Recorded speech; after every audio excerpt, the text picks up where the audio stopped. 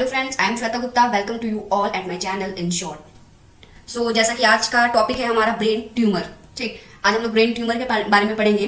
तो ये हमारे सिलेबस में है, सेकंड ईयर पैरामेडिकल के सिलेबस में है ब्रेन ट्यूमर, राइट। तो आज ब्रेन ट्यूमर के बारे में पढ़ते हैं कि ब्रेन ट्यूमर क्या होता है और ये किस तरीके से हो जाता है, इसके ट्रीटमेंट क्या है, डायग्नोसिस क्या है, ठीक, और ये कितने तरीके के होते हैं। तो ब्रेन ट्यूमर हम स्टार्ट करते हैं।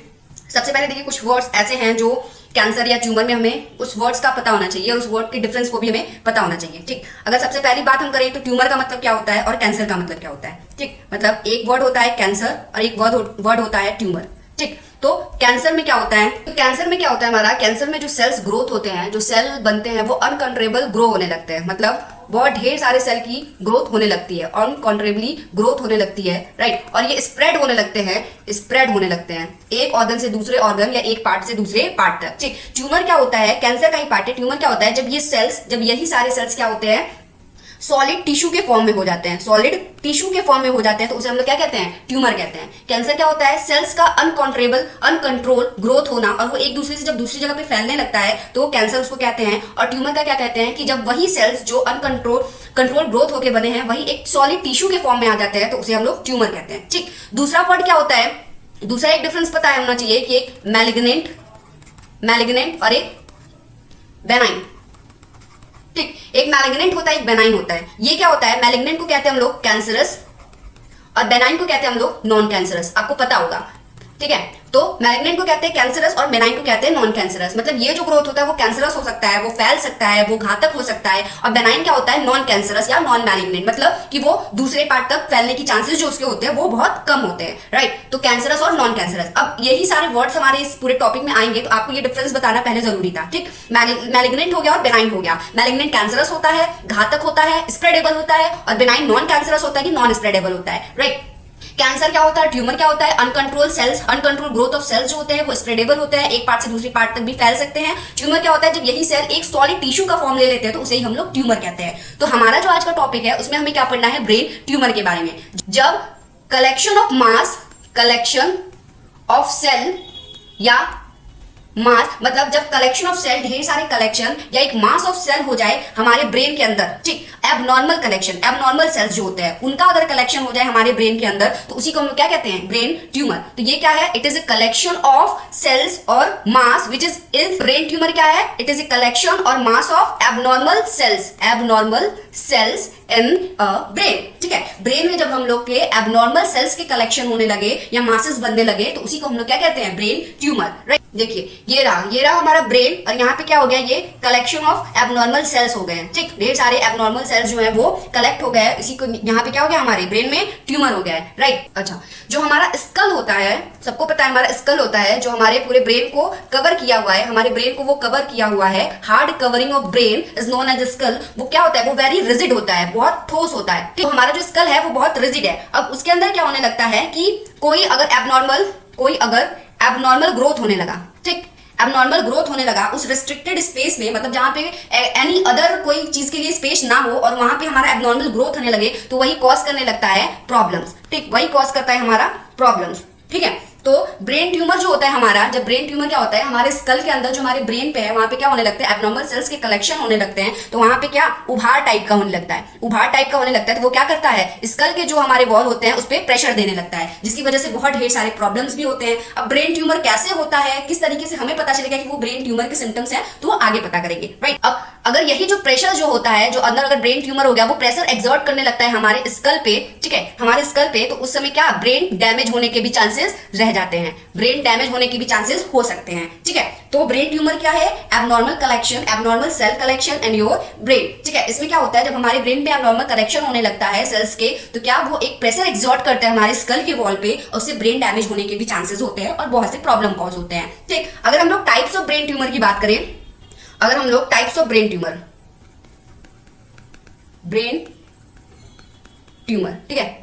ब्रेन ट्यूमर, तो कितने तरीके के ब्रेन ट्यूमर्स होते हैं, कितने तरीके के, तो दो तरीके के, राइट। पहला है प्राइमरी ब्रेन ट्यूमर और दूसरा सेकेंडरी ब्रेन ट्यूमर। ठीक, पहला प्राइमरी ब्रेन ट्यूमर है, दूसरा सेकेंडरी ब्रेन ट्यूमर। दो तरीके के ब्रेन ट्यूमर हो सकते हैं। प्राइमरी ब्रेन ट्यूमर की बात करें तो ये हमारे ब्रेन में ओरिजिनेट होता है, ये हमारे ब्रेन में ओरिजिनेट होता है, ठीक है। ये किस किस चीजों से हो सकता है, तो it develop from brain cells, मतलब हमारे जो ब्रेन के सेल्स हैं अगर उसमें कुछ खराबी हो गई या वो एबनॉर्मल हो गए, वैसे तो ट्यूमर एबनॉर्मल सेल से ही होते हैं, तो ब्रेन में ट्यूमर हो रहा है तो ब्रेन सेल से ही होगा ओरिजिनेट। सेकंड बात करें तो मेम्ब्रेन से भी हो सकता है। अगर हमारे मेम्ब्रेन में, अगर हमारा जो सराउंड किया है, जो हमारे ब्रेन को सराउंड करता है मेम्ब्रेन, उसे हम लोग जानते हैं क्या कहते हैं, तो मेनिंजेस कहते हैं। अगर उसमें कोई प्रॉब्लम हुआ तब भी हमें प्राइमरी ब्रेन ट्यूमर होने का चांस रहता है। नर्व सेल्स जो हमारे होते हैं अगर वो डैमेज हो गए या उसमें कुछ प्रॉब्लम हुआ तब भी हमारा प्राइमरी ब्रेन ट्यूमर होने के चांस रहते हैं। और ग्लैंड से भी हो सकते हैं, ठीक है, ग्लैंड से भी हो सकते हैं प्राइमरी ब्रेन ट्यूमर। अब प्राइमरी ब्रेन ट्यूमर जो होता है वो बेनाइन और मैलिग्नेंट दोनों तरीके से हो सकता है, मतलब बेनाइन भी हो सकता है और मैलिग्नेंट भी हो सकता है, कैंसरस भी होता है और नॉन कैंसरस भी हो सकता है, राइट। जो एडल्ट होता है उसमें जो most common primary brain tumour होता है, जो एडल्ट होते हैं उसमें most common primary brain tumour जो होता है वो उसका नाम है हमारा ग्लायोमास, ठीक।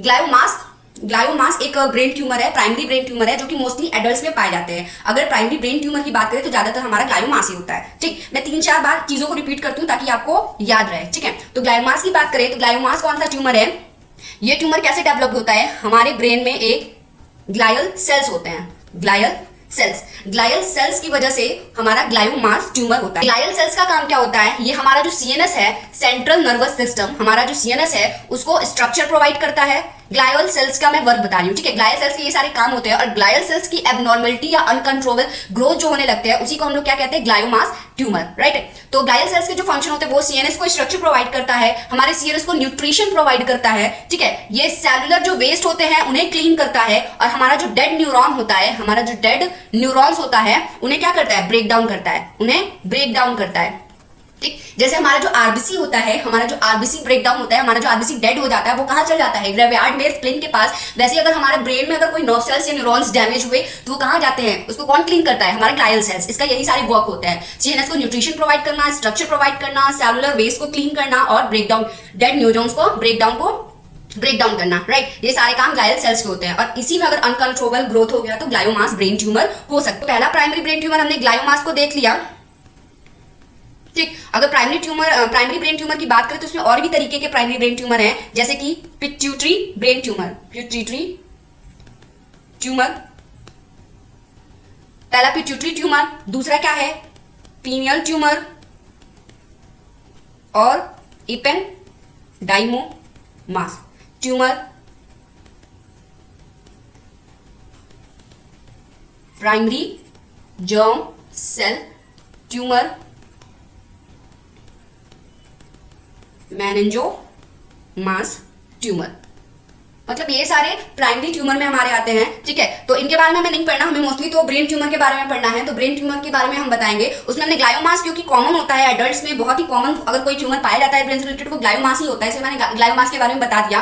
ग्लायोमास से शॉर्ट आंसर्स भी बनते हैं, शॉर्ट क्वेश्चंस भी बनते हैं, लाइक ग्लायोमास कौन से अनकंट्रोलेबल सेल से होता है, तो ग्लायल सेल्स के फंक्शन पूछ सकते हैं, ठीक। तो और भी ये सारे ट्यूमर जो होते हैं जो प्राइमरी ट्यूमर में आते हैं, ठीक। मैलिग्नेंट और नॉन मैलिग्नेंट की बात करें या कैंसरस और नॉन कैंसरस की बात करें, ठीक है, तो पिट्यूटरी ट्यूमर जो हमारा होता है वो मेनली बेनाइन होता है, ठीक है, मतलब नॉन कैंसरस होता है। पीनियल ग्लैंड ट्यूमर जो होता है वो हमारा मैलिग्नेंट और बेनाइन दोनों हो सकता है, मतलब कैंसरस भी हो सकता है और नॉन कैंसरस भी हो सकता है। एपेंडाइमोमास जो हमारा ट्यूमर होता है वो बेनाइन होता है, ठीक। प्राइमरी जर्म सेल्स जो ट्यूमर होते हैं वो भी बेनाइन होते हैं और मेनिंजोमास जो होते हैं ऑरिजिनेट, वो ये कहां से होता है, हमारा जो ब्रेन के अगर मेम्ब्रेन से ऑरिजिनेट हो रहा है तो उसको कहते हैं हम लोग क्या, मेनिंजोमास ट्यूमर, ठीक। अब हम बात करेंगे सेकेंडरी ब्रेन ट्यूमर की। सेकेंडरी ब्रेन ट्यूमर क्या है, सेकेंडरी ब्रेन ट्यूमर की बात करें तो सेकेंडरी ब्रेन ट्यूमर क्या होता है, अगर मेजॉरिटी की बात करें ब्रेन ट्यूमर में, अगर मेजॉरिटी की बात करें कि ज्यादातर ब्रेन ट्यूमर हो सकता है तो वो हमारा सेकेंडरी ब्रेन ट्यूमर होता है, राइट। सेकेंडरी ब्रेन ट्यूमर क्या होता है, एक बॉडी के एक पार्ट से दूसरे पार्ट तक फैलता है, बॉडी के एक पार्ट से दूसरे पार्ट तक फैलता है, मतलब ये स्प्रेडेबल कैंसर है, मतलब ये कैंसरस है, ये मैलिग्नेंट है, ये बहुत घातक होता है सेकेंडरी ब्रेन ट्यूमर, ठीक है। तो ब्रेन ट्यूमर क्या होता है ये बता दिया। ब्रेन ट्यूमर के कितने पार्ट्स हैं, कितने टाइप्स के होते हैं, तो 2, प्राइमरी और सेकेंडरी। प्राइमरी में सबसे जो मोस्ट कॉमन होता है वो ग्लायोमास ट्यूमर होता है, ग्लायोमास के बारे में मैंने बता दिया, ठीक। ये सारे जो एग्जाम्पल थे वो प्राइमरी ट्यूमर के ही थे। सेकेंडरी ब्रेन ट्यूमर की बात करें तो ये बहुत मेजोरिटी में, अगर ब्रेन कैंसर में देखा जाए तो सबसे मेजोरिटी में सेकेंडरी ब्रेन ट्यूमर ही हमारा आता है, ब्रेन कैंसर की बात करें, ठीक है, कैंसर। और ये ज्यादातर क्या, ये मोस्टली मैलिग्नेंट ही होता होता है, ये बेनाइन होने का चांसेस बहुत बहुत बहुत बहुत कम होता है। ये मोस्टली मैलिग्नेंट होता है, ये कैंसरस होता है, ये स्प्रेडेबल होता है। अगर ये हो गया, अगर इसको डायग्नोस नहीं किया गया तो ये एक पार्ट बॉडी के एक पार्ट से दूसरे पार्ट तक भी फैल सकता है। नेक्स्ट बात करें अगर हम लोग रिस्क फैक्टर की, रिस्क फैक्टर क्यों या कैसे हो सकता है हमें brain tumour, risk factor for a brain tumour, right. तो इसमें सबसे पहले है फैमिली हिस्ट्री। अगर आपको ब्रेन ट्यूमर हुआ तो डॉक्टर जो है क्या पहले फैमिली हिस्ट्री, अगर ब्रेन ट्यूमर है तो डॉक्टर फैमिली हिस्ट्री के बारे में भी पता करता है। ये हाँ 5 to 10% ही होता है, 5 to 10% ही चांस होता है कि इस कैंसर को हम लोग जेनेटिकली इनहेरिटेड किए हों, राइट। जेनेटिकली इनहेरिटेड किए हों 5 to 10% ही चांसेस होते हैं कैंसर या ट्यूमर के होने के, कि मतलब अगर कोई जेनेटिक किसी को आपके फैमिली में है तो आपको हो गया, ठीक। 5 to 10% होता है, राइट। नेक्स्ट अगर हम बात करें तो एज से भी हो सकता है, बढ़ते हुए एज से भी हमारा ब्रेन कैंसर या कोई भी कैंसर होने के चांसेस हो सकते हैं। थर्ड हम लोग बात करें तो केमिकल एक्सपोजर से भी हो सकता है। हम जहां काम करते हैं, जहां वर्क करते हैं, या एक्सटर्नल हमारा जो एनवायरनमेंट में है, इस समय इतना पॉल्यूटेड है कि ढेर सारे केमिकल्स हमारे एनवायरनमेंट में पाए जाते हैं, ठीक है। तो उससे भी हमें कैंसर होने के चांसेस हो सकते हैं, ठीक। कोई ऐसा पर्सन है जो मेडिकल के फैक्ट्री में काम कर रहा है, वहां पे तो केमिकल एक्सपोजर बहुत ही ज्यादा होता है, तो वहां पे रिस्क फैक्टर ज्यादा होता है, वहां पे चांसेस ज्यादा होते हैं। नेक्स्ट अगर हम बात करें तो रेडिएशन एक्सपोजर से, अगर कोई पर्सन ज्यादा रेडिएशन ले लिया है, ज्यादा रेडिएशन के कांटेक्ट में हमेशा रह रहा है, तो उसे भी कैंसर होने के चांसेस हो सकते हैं। नेक्स्ट हम बात करेंगे symptoms of brain tumour. Symptoms of brain tumour, तो सिम्टम्स इसके थोड़े ज्यादा हैं क्योंकि ट्यूमर है भाई, कोई ऐसी हेडेक तो है नहीं कि बस सर दर्द हो रहा है, चक्कर आ रहा है तो ट्यूमर हो गया, नहीं। इसके थोड़े सिम्टम्स मेंटली रिलेटेड भी होते हैं। अगर आपको वो कोई प्रॉब्लम है या वैसे सिम्टम्स आ रहे हैं तो हम ब्रेन ट्यूमर का डायग्नोसिस करा सकते हैं या चेकअप करा सकते हैं। तो अगर सिम्टम्स की बात करें तो सबसे पहला सिम्टम है हेडेक, सिर में हमेशा दर्द रहेगा, वॉमिटिंग, उल्टी, ब्लड विजन और डबल विजन, मतलब धुंधला दिखेगा या कभी कभी एक ही चीज हमें 2 या 4 दिख जाएंगे, राइट। ब्लड विजन या डबल विजन, कंफ्यूजन, हमेशा हम कंफ्यूजन में रहेंगे, राइट। नेक्स्ट बात करें तो सीजर्स, मतलब कभी कभी झटके आएंगे। नेक्स्ट बात करें तो वीकनेस ऑफ लिम्ब, हमारा जो लिम्ब है, हमारा जो हाथ पैर है, उस समय क्या रहेगा, वीकनेस रहेगा हमेशा लिम्ब।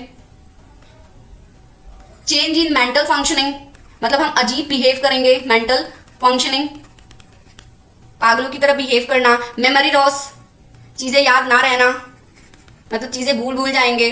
कंफ्यूजन हो गया। Difficulty in writing and reading, मतलब लिखने और पढ़ने में डिफिकल्टी होगा, बहुत परेशानी होगा, ठीक। सुनने की क्षमता या स्मेल करने की क्षमता या टेस्ट करने की क्षमता में भी हमें प्रॉब्लम आ सकती है। आई प्रॉब्लम हो सकता है, ये सारी, क्योंकि क्या ये सबको कौन कंट्रोल करता है, हमारा सीएनएस ही तो कंट्रोल करता है, हमारा ब्रेन ही तो कंट्रोल करता है। अगर मेन हमारे ब्रेन में ही प्रॉब्लम हो जाएगा तो ये सारे तो नॉर्मल है, मतलब ये सारे सिम्टम्स तो आएंगे, हमेशा सर में दर्द, उल्टी होना, सुनने में, खाने में, स्मेल में, हर चीज में प्रॉब्लम होना, राइट। आई प्रॉब्लम होना, ये सारे रिलेटेड हमारे ब्रेन से ही होते हैं, इसीलिए ये सारे में भी हम प्रॉब्लम देख सकते हैं, ठीक है। अनकंट्रोलेबल मूवमेंट होने लगता है, बैलेंस लॉस, मतलब लॉस ऑफ बैलेंस, चलते चलते गिर जाएंगे, लड़खड़ा जाएंगे, ठीक है। मूड, पर्सनैलिटी या इमोशंस में भी चेंज हो सकते हैं। तो ये सारे सिम्टम्स है किसके, ब्रेन ट्यूमर के। अब डायग्नोसिस की बात, diagnosis of brain tumour, diagnosis मतलब कौन कौन से डायग्नोसिस है ब्रेन ट्यूमर के, तो ब्रेन ट्यूमर कैसे हमें पता चलेगा, ठीक। तो सबसे पहला इसमें बात करें हम लोग तो ऑप्थेल्मोस्कोपी की, ऑप्थेल्मोस्कोपी, ठीक। ऑप्थेल्मोस्कोपी में क्या होता है, एक इंस्ट्रूमेंट होता है जिसका नाम है ऑप्थेल्मोस्कोप। ऑप्थेल्मोस्कोप एक इंस्ट्रूमेंट है, ठीक है, एक इंस्ट्रूमेंट है जो कि डॉक्टर यूज करते हैं। इसमें क्या करते हैं, इसमें लाइट्स वगैरह होते हैं, लाइट्स होता है जो कि डॉक्टर हमारे आईज के अंदर देखता है, ठीक है, आईज के अंदर देखता है। इस लाइट्स में इतनी क्षमता होती है कि ये हमारे प्यूपिल से डायरेक्ट रेटिना तक का पूरा रास्ता ये दिखा सकता है, ठीक। तो हमारे प्यूपिल से लेकर रेटिना तक के लाइट को उसमें पास कराते हैं, उस पूरे एरिया को वो लोग चेक करते हैं, ठीक है। इसमें देखते हैं कि हमारा प्यूपिल जो है वो कितना लाइट के प्रति रिएक्ट कर रहा है, या रेटिना तक जाते जाते कोई नर्व में प्रॉब्लम तो नहीं है, क्रैनियल नर्व्स में प्रॉब्लम नहीं है, डैमेज तो नहीं है, ठीक है। नेक्स्ट हम लोग बात करें तो मसल स्ट्रेंथ हम चेक करते हैं। डॉक्टर मसल स्ट्रेंथ को चेक करता है, हमारे कोई भी सामान या कुछ भी आपको करने के लिए दिया जाएगा उससे आपका मसल स्ट्रेंथ चेक करेंगे सब, ठीक। कोऑर्डिनेशन हमारा चेक करते हैं, कोऑर्डिनेशन हमारा चेक करते हैं। तो ये सारे तो लैब वगैरह हैं, लैब में किस तरीके से डॉक्टर कर रहा है वो उस पर डिपेंड करता है। मसल स्ट्रेंथ कोई भी काम करवा के आपसे चेक करवाया जा सकता है। कोऑर्डिनेशन देखा जाएगा कि आप उस चीज और 2 चीज या कुछ भी आपको दे दिया जाएगा उसमें आप कोऑर्डिनेट कर पा रहे हैं नहीं। मेमोरी देखा जाएगा, आपसे सवाल पूछे जाएंगे, आपको वो चीजें याद रहती हैं या नहीं, ठीक। Ability to do mathematical calculation, mathematical calculation आपको दे दिया जाएगा करने के लिए, आप वो कर पाते हैं या नहीं, इससे भी पता चल सकता है कि हमारे ब्रेन में कोई प्रॉब्लम है या नहीं, ठीक है। और लास्ट बात करें तो ये सब में होता है, सीटी स्कैन तो करेगा ही, एमआरआई स्कैन भी करेगा, एमआरआई स्कैन भी हमारे ब्रेन का करेगा, और एंजियोग्राफी और बायोप्सी, बायोप्सी, ठीक है। तो सीटी स्कैन में क्या होता है और एमआरआई स्कैन दोनों मतलब ऑलमोस्ट सेम ही होते हैं। तो इसमें क्या देखते हैं हम लोग, ब्रेन के पूरे इंटरनल स्ट्रक्चर को देखते हैं। तो सीटी एमआरआई में क्या करते हैं, हमारे ब्रेन के फिजियोलॉजी और एनाटॉमी दोनों को अंदर इनसाइड के पूरे अच्छे क्लियर टिश्यू लेवल पे वो दिखाता है, तो उन दोनों में देखते हैं। एंजियोग्राफी में हम क्या करते हैं, एंजियोग्राफी में और क्लियर दिखाता है as compare to CT MRI, उसमें हम लोग क्या डायर कॉन्ट्रास्ट का यूज करते हैं, राइट। बायोप्सी में क्या करते हैं हम, अगर हमें उस जगह पे या ब्रेन कुछ भी हमने किया, ठीक है, सीटी एमआरआई किया, हमें वहां पे दिख गया कोई लीजन, तो हम वहां के सेल्स को लेते हैं। बायोप्सी में क्या करते हैं, वहां के स्मॉल पीस ऑफ ट्यूमर या सेल को ले लेंगे और उसका बायोप्सी करते हैं, ठीक। बायोप्सी से ही हमें पता चलता है कि वो क्या नॉन कैंसरस है या कैंसरस है, बेनाइन है या मैलिग्नेंट है, ठीक। और लास्ट बात करें हम लोग ट्रीटमेंट की, ट्रीटमेंट ऑफ ब्रेन ट्यूमर। तो ट्रीटमेंट क्या है ब्रेन ट्यूमर या ट्यूमर का, तो वन एंड ओनली सर्जरी, ठीक है, सर्जरी। वैसे ट्रीटमेंट डिपेंड करता है, ट्रीटमेंट जो हमारा होता है ट्यूमर का, वो डिपेंड करता है टाइप ऑफ ट्यूमर के, मतलब किस तरीके का ट्यूमर है, कैंसरस है, नॉन कैंसरस है, ठीक। साइज ऑफ ट्यूमर के, ट्यूमर किस तरीके का है, छोटा है या छोटा है तो इजिली रिमूवेबल होगा, बड़ा है कैसा है, ठीक। लोकेशन ऑफ ट्यूमर के, वो किस जगह पे प्रेजेंट है, कहीं ज्यादा सेंसिटिव एरिया पे प्रेजेंट है या नॉर्मल एरिया पे प्रेजेंट है, ठीक। ब्रेन में जो हमारा है वो तो सेंसिटिव एरिया ना, वहां का सर्जरी करने में बहुत सोचना पड़ता है, ठीक है। और हमारे जनरल हेल्थ पे, हमारी हेल्थ कैसी है, हम उस सर्जरी को झेल पाएंगे या नहीं, तो ट्यूमर के हिसाब से हम लोग उसकी ट्रीटमेंट करते हैं। लेकिन जो मोस्ट कॉमन ट्रीटमेंट है, जो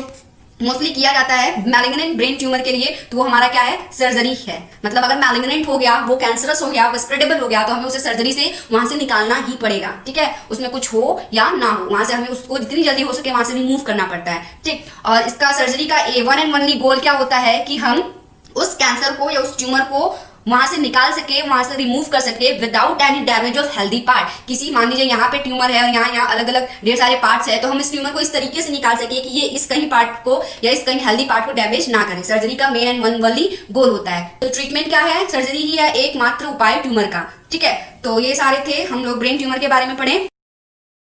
तो अब हम क्विक रिवीजन करेंगे कि हम लोग ने क्या पढ़ा और हमें अभी इतने देर में ही या जो भी 15-20 मिनट हुए हैं उसमें कितनी चीजें याद हुई। लास्ट में मैं नोट्स के पिक डाल दूंगी, क्योंकि नोट्स बनाना ही नहीं जरूरी है, समझना भी चीजों को जरूरी है, ठीक है। और समझना भी केवल जरूरी नहीं है, नोट्स बनाना भी जरूरी है। तो लाइफ में हर चीज का इक्वल इंपॉर्टेंट होता है, राइट। लास्ट में मैं नोट्स डाल दूंगी, क्योंकि बहुत से बच्चों को समझने के बाद भी नोट्स बनाने में बहुत प्रॉब्लम होती है। मैं अपना खुद का नोट डालती हूँ जो मैं लिखी हुई होती हूँ, राइट। इसको बनाने में, सर्च करने में, इधर उधर से निकालने में बहुत टाइम लगता है। तो आप इसको अच्छे से देखा करिए, अच्छे से पढ़ा करिए, ठीक।